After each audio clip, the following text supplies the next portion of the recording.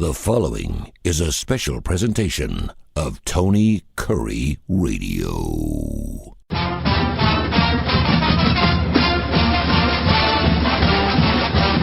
Mark Ingram is nice enough to join us every single week here for the UAB Director's Chair. He is the director. He's the athletic director right here. And, of course, if you listened to our show last week, we got into this whole NIL transfer portal stuff. You're like, what's new? Well, the government's now involved in it. We went piece by piece. You want to go back and listen to that episode, please do so and just search Tony Kurre Radio Podcast. That's Kurre with a K, K-U-R-R-E, or TKR Podcast works too.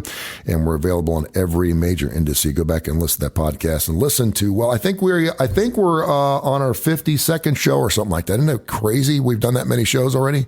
How about that? That's amazing. And you brought a very interesting aspect to the show several months ago. You wanted to start talking about some rock and roll. Last week we talked about it. Yes, you did. You're the one. Okay. You don't remember You're that? crediting me with that?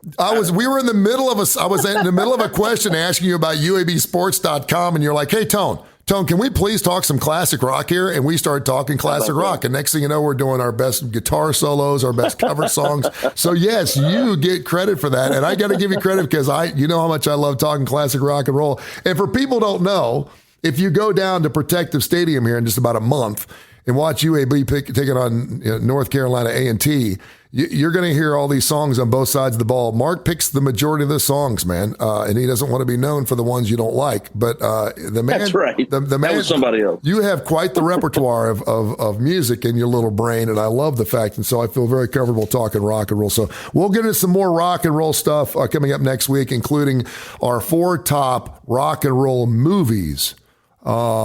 That should be really interesting. There's one particular movie that comes right to mind that every disc jockey was told, you must watch this movie if you're going to be a disc jockey. You know what movie I'm talking about? Have a strong sense. Clint Eastwood was in this movie. It's called Play Misty for Me. That is not what I was thinking of.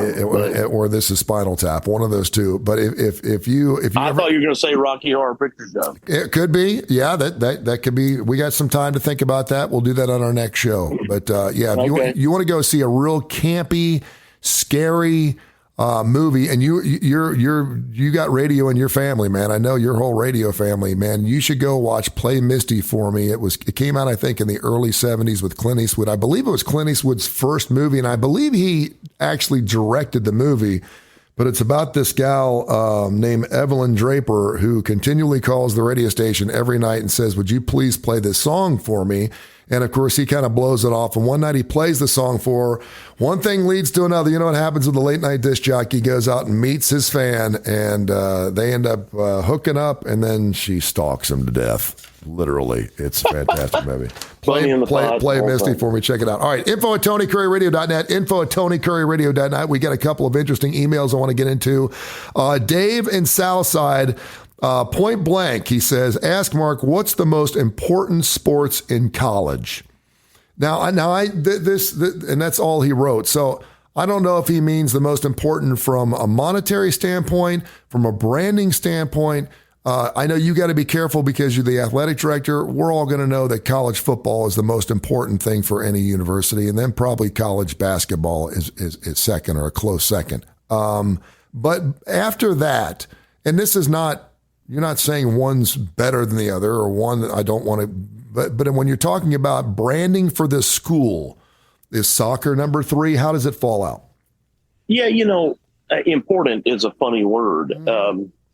Because they're all important. A student athlete, and if you're a student athlete, whatever sport you play is the most important sport to you, right? And if you're talking about finances, the finances are bigger in football than anything else, and there's really not a close second. If you're just looking at television ratings, if you're judging it based on that, the NFL is the most popular sport in our country, and college football is second. So college football is above, Major League Baseball, the NBA, NHL. Mm-hmm. It's that big. So men's basketball would be next on that list, and then most likely women's basketball. Though, just to be completely transparent, I can't recall the last time I looked at all the ratings data, because when you get to when you get to the postseason, women's basketball's tournament is really big, and it's continued to get bigger.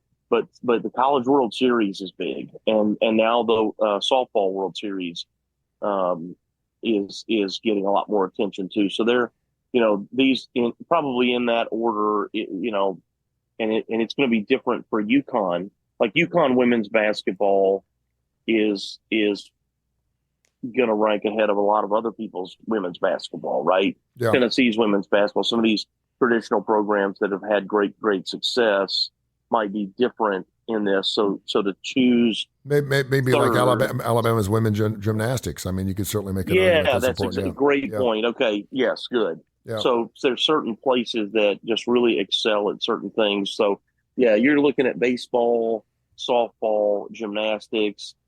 These sort of, depending on where you are, generally are next in line after football and the two basketballs in terms of revenue.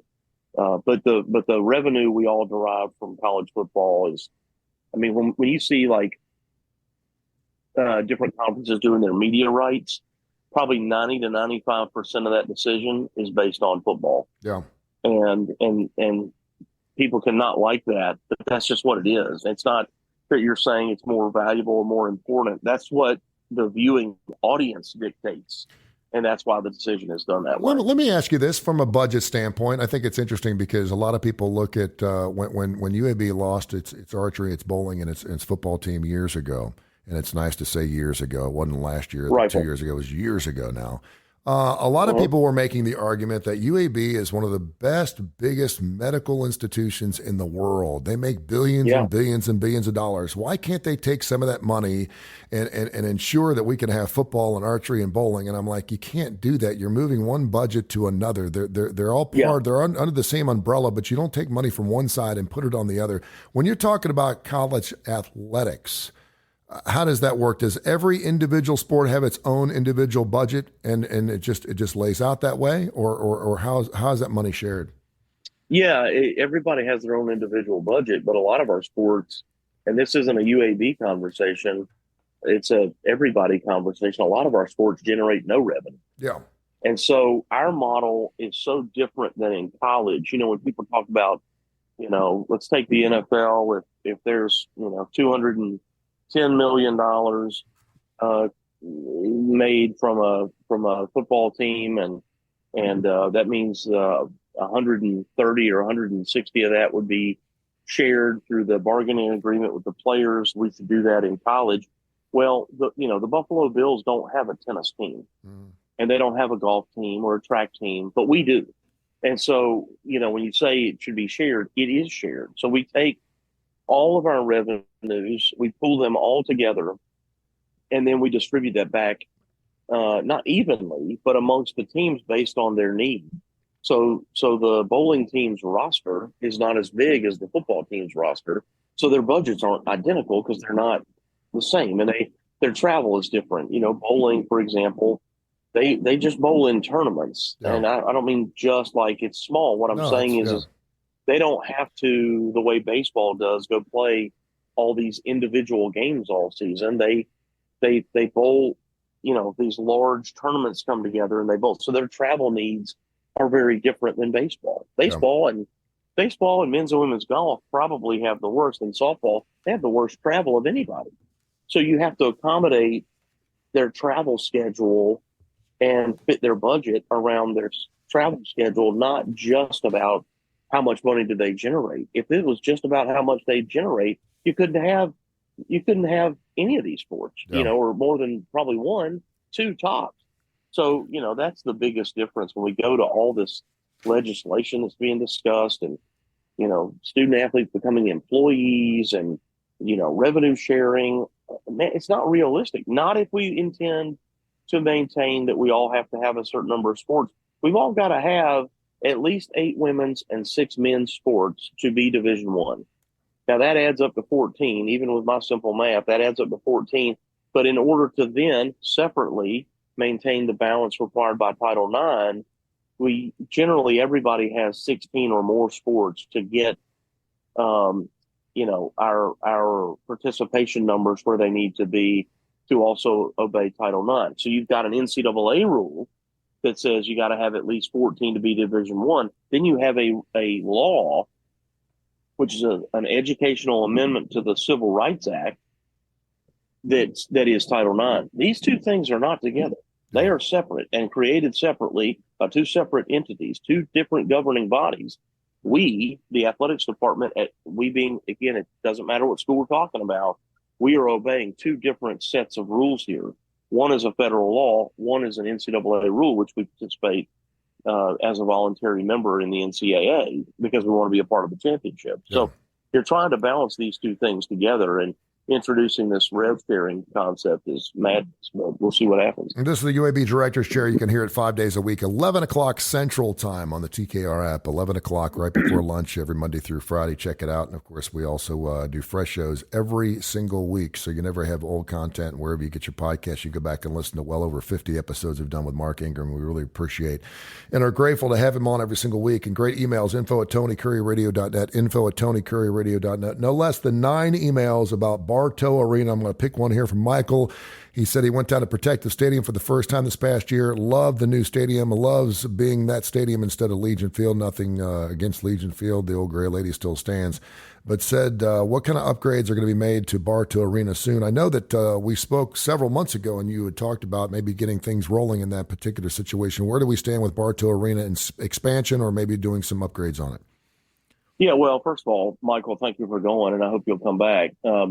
The Protective Stadium, it is fantastic, and what Protective Stadium does is it shows it's a modernization of how fans watch sports. Mm-hmm. I think I've said this on the show before, Tony. If not, I'll say it fast.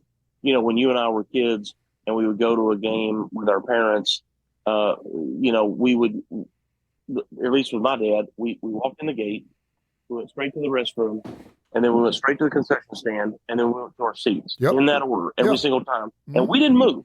We'd sit in that seat and we'd watch every single thing that was to be seen on that field. We were going to watch pregame warm-ups. We were going to watch the band intro. Yes. We were going to watch the game. We were going to watch the halftime show and every single thing in the middle. And we were going to be there to the end because we paid our money to be there, not to leave early. So that was how we watched.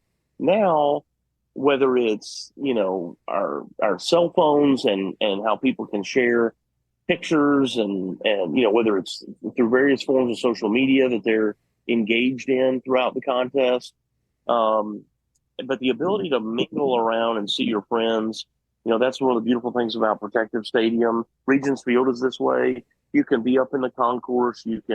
There's a drink rail at the top of the seating bowl. You can set your drink down, your hot dog down, put the mustard on. You and I could talk. We could see the game from the concourse, and you can do that at Protective Stadium all the way around. Now, we're not going to be able to do that exactly at Bartow because this is a renovation and not a new build. But some of the things that you see at Protective, like a club, suites, and the ability to engage with one another on a personal level, as friends, connecting at a game and also see the game and combine this social experience with the contest. Those are all the things that we're considering and that we want to take a hard look at as we modernize that building. So we're not going to expand the building in terms of number of seats. I would anticipate we'll lose a small number of seats. What is that number today? I can't say. But if we have to remove some seats to enhance part of the building, we're prepared to do that if necessary. But again, we want to modernize the concourse. We want people to walk in and feel like, okay, I am in that special place that shows the history of UAB sports, UAB basketball, Bartow tradition, that kind of thing. So we got a lot of ideas right now that we're swirling around, and the board of trustees passed phase 1 of the project back in June. So we're on our way. So we're close to looking at talking to architects and that sort of thing. We've had preliminary discussions, but we're getting close to that too. Okay, so good. it's exciting. It's being discussed. You just make sure that that new Tony Curry suite is right next to yours, because I want to make sure that we can. And I wanted an adjoining door too, so I can visit with your family during games. Okay. I just want to make sure we have that right. By the way, and it's totally unrelated. But I saw, several months ago that they're now going to keep the clock running in college football on first downs. That was always something that I thought was kind of interesting, first of all, because I like playing overs in a lot of college football games. So we always want that clock to be stopping. But it seems like we're always trying to shorten the length of games. We saw that Major League Baseball, I think they've cut off, the last time I've checked, 27 minutes, which is a lot. When you're talking about a Major League Baseball game being roughly 3 hours long, you're talking about, 20 or 30% of cutting off. And in most cases, basketball games, 2 hours almost to the nose. The NFL tries to get everything within a 3-hour window. Do you have any issues with us trying to shorten our games, or do you think it's all good? Yeah. Well, you're selling more concessions and stuff. I understand that, but I'm also thinking about the 6, 7, 8, 9,000 hours of tailgating I've been doing before, and then you get in and it seems like it's over, and it's like wow. And the last time I checked, I didn't know anyone that didn't like having a 4-hour baseball game. I realize we got to go to school the next day and things like that, but I'm talking about bang for my buck. I want to see as much. I love double headers. I used to think, hell yeah, I'm going to go to a double header. I'm getting 2 for the price of 1, but some people don't want to sit that long. Yeah, it's like I said, the NFL, according to television, the NFL ranks number 1 amongst viewers in our country, and college football is number 2. Why would we try to have less of it? I know, right? So this is a polarizing discussion, and I was on the wrong side of it, I guess, when it came down to the voting. I don't see the value in eliminating, 7 plays out of a standard football game. I think that's not worth doing. When people go, yeah, we need to shorten our game. Why? Why do we need to shorten our game? Well, because television said so. Yeah. Okay. Okay. But we are beholden now to that. Whether it's the money or the exposure or the combination of the two, we are now being managed by television. It's about a television product as much as it is about the game itself. And so we're having to balance those two things. If you want the money and you want the exposure, then you got to follow some of their rules and obey some of their requests too. So I do get that. Yeah. And that's not, them trying to be bad people and do a bad thing. But to me, I just love college football and I want to watch more of it. I think some of the coaches that don't like it because it's going to change the way you can come back. Yeah, if you're down in the fourth quarter, it's going to make it harder to come back and tie or win that game. So you just have to maybe at a time. We will all have to think differently. Maybe at a timeout, because a lot of teams use that first down marker as a timeout, if for anything else, just to get line up, so you didn't have to just waste to get lined up, to get lined up. So, all right, info at TonyCurryRadio.net, info at TonyCurryRadio.net. He's Mark Ingram, 11 o'clock a.m. Central Time every Monday through Friday right here on TKR. You can hear the show, and wherever you get your podcast, we're available in every major industry out there. Check us out, and we greatly appreciate you listening here, and particularly for UAB fans. And if you're not a UAB fan, we hope you are after you listen to the show. One final email here from Tippy in Lakeview. She wants to know, how does the move to the AAC affect UAB's bottom line? It's kind of a loaded question, kind of a big question. Does your budget go up? Does your budget go down? Does your budget have to go up? What happens to UAB's budget? And obviously you're talking about different TV markets. You're talking about different recruiting classes and different recruiting cities you can go to, which I know is exciting. But as far as in your bottom line, how does it affect you? Yeah, so the television package in the American Conference is better from both a viewing perspective. We'll be on all the ESPN platforms, and that's every contest. If you want to watch softball while you're on your vacation in Europe, you can do that through ESPN Plus at an absolute minimum. So that's going to be a really great addition for all of our teams as we move forward here, starting this upcoming season in the American. It is financially better. The arrangement that we all have, meaning the 6 of us joining the American, we have kind of a stair-step revenue share with the American. So it's better this year, but it kind of takes a step up every single year over the next 8 years until we become, full members of the league and get a full revenue share. Now, there's opportunities as they renegotiate their television rights, maybe to discuss that again. But in the moment, yes, it's better, and and will become dramatically better than what we've had. When things shake out altogether, do you see like a conference the size of the AAC having its own network? I know when the SEC network started, people were like, that's crazy. I cannot believe we're going to have all SEC football. And obviously we're seeing how well it is. Then the ACC started their own network. And I'm assuming that it's going to trickle down a little bit because you're talking about quite the network and quite the teams in big cities. Is that something that you think could happen? Well, it's a major undertaking.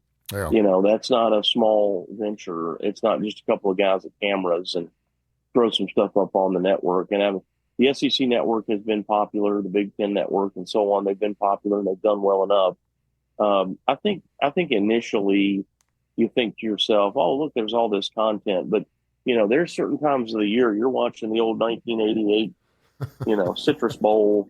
You're watching and I'm not saying it's uninteresting, but I mean, there certain times of the year they get into the dog days too, so it's tougher to really provide the type of the volume of content, during the academic year. There's plenty. It's but I say that, but even still, the network doesn't turn off at midnight or 2 a.m. You don't want to play. You don't want to play the Paul Feinbaum show on the AAC network. Yeah, during the middle of the afternoon. That's not what we have. Yeah, that's right. I understand. No. Hey, Mark, great stuff, man. Greatly appreciate you. We'll look forward to catch up with you next week. UABsports.com, UABsports.com. You can also follow him at UAB_AD on Twitter.